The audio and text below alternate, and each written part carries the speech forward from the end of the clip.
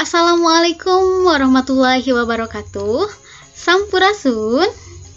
Bertemu lagi dengan saya Bu Elis pada mata pelajaran Bahasa Sunda. Pada video kali ini, Ibu akan membahas mengenai materi mandu acara pada pengajaran 2.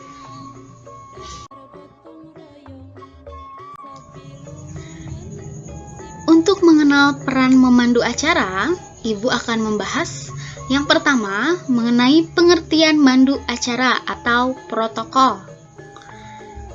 Yang kedua, perbedaan dan persamaan panata acara atau protokol dan panumbu catur atau moderator. Kemudian Ibu juga akan membahas mengenai hal-hal yang harus diperhatikan oleh seorang panata acara. Dan Ibu juga akan membahas mengenai hal-hal yang harus dikuasai oleh seorang panata acara. Baik, sekarang kita masuk pada pengertian mandu acara. Mandu acara atau pemandu acara biasa disebut juga panata acara, pembawa acara, protokol atau MC, Master of Ceremony. Panata acara mempunyai tugas mengatur sebuah acara. Nah, Ibu yakin pasti di luaran sana kalian pernah melihat protokol atau MC pada suatu acara, baik acara formal maupun non-formal. Contoh, acara formal seperti penerimaan siswa baru, seperti acara wisuda, atau seperti acara peringatan hari-hari besar nasional.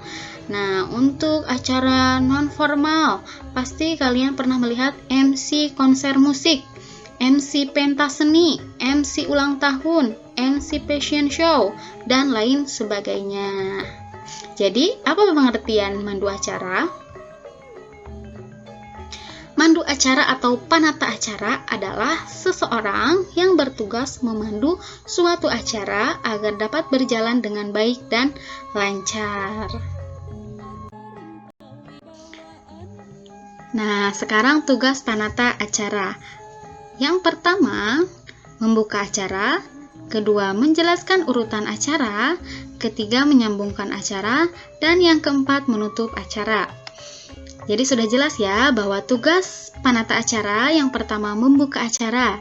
Acara akan berlangsung setelah dibuka oleh panata acara. Yang kedua, menjelaskan urutan acara. Jadi panata acara bertugas untuk menyampaikan urutan acara apa saja yang akan dilaksanakan pada hari itu kepada para hadirin. Yang ketiga, menyambungkan acara. Jadi, maksudnya menyambungkan dari acara yang ke-1 sampai pada acara yang terakhir.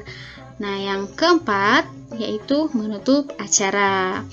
Jadi sudah jelas bahwa memang tugas panata acara itu dari awal sampai akhir acara.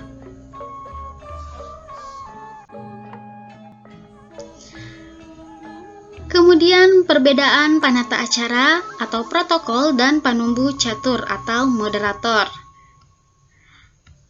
Protokol atau panata acara mengatur acara yang bersifat dialog satu arah. Misalnya, acara peresmian, pelantikan, perpisahan, dan sebagainya. Sedangkan, moderator atau panumbu catur mengatur acara yang bersifat dialog dua arah, misalnya acara rapat, seminar, atau diskusi. Nah, tugasnya selain menyambungkan bagian-bagian acara, juga bertugas menyambungkan pembicaraan antara peserta dengan pemateri. Namun, keduanya sama-sama berperan mengatur dan memimpin acara.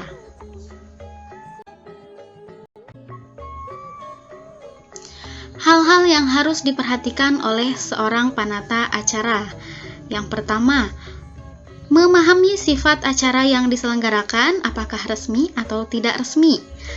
Nah, perlu kita ketahui bahwa cara membawakan acara resmi dan tidak resmi itu berbeda.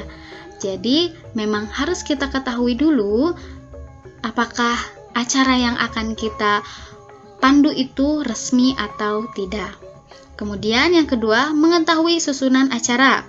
Nah, jika belum ada, maka susunlah bersama panitia yang lain agar tidak terjadi miskomunikasi. Kemudian dalam penyusunan harus runtut. Jadi rangkaian acaranya harus sesuai. Jadi sesuai menempatkan daftar acara. Yang ketiga, mengetahui siapa saja pengisi acara. Nah, maksudnya siapa saja sih yang akan mengisi acara tersebut? Nah, lebih baik jika panata acara ikut juga memastikan kesiapan para pengisi acara. Kemudian, yang terakhir, mengetahui siapa saja yang hadir di acara tersebut. Tentunya, semua yang hadir harus diketahui namanya. Namun, cukup hanya tamu undangan atau hadirin yang dianggap penting.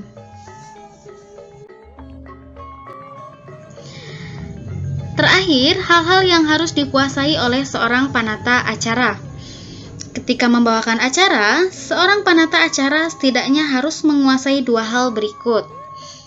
Yang pertama, kemampuan berbahasa lisan yang baik, terutama dalam hal artikulasi atau pengucapan kata, intonasi suara atau tinggi rendahnya suara, serta volume suara, lembut atau kerasnya suara. Kemudian yang kedua, sikap yang baik, terutama percaya diri dan ramah ketika membawakan acara. Kalau di Sunda namanya someah ya, someah hade kasemah. Seperti itu.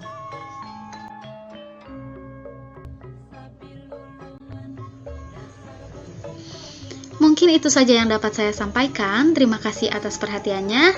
Wassalamualaikum warahmatullahi wabarakatuh.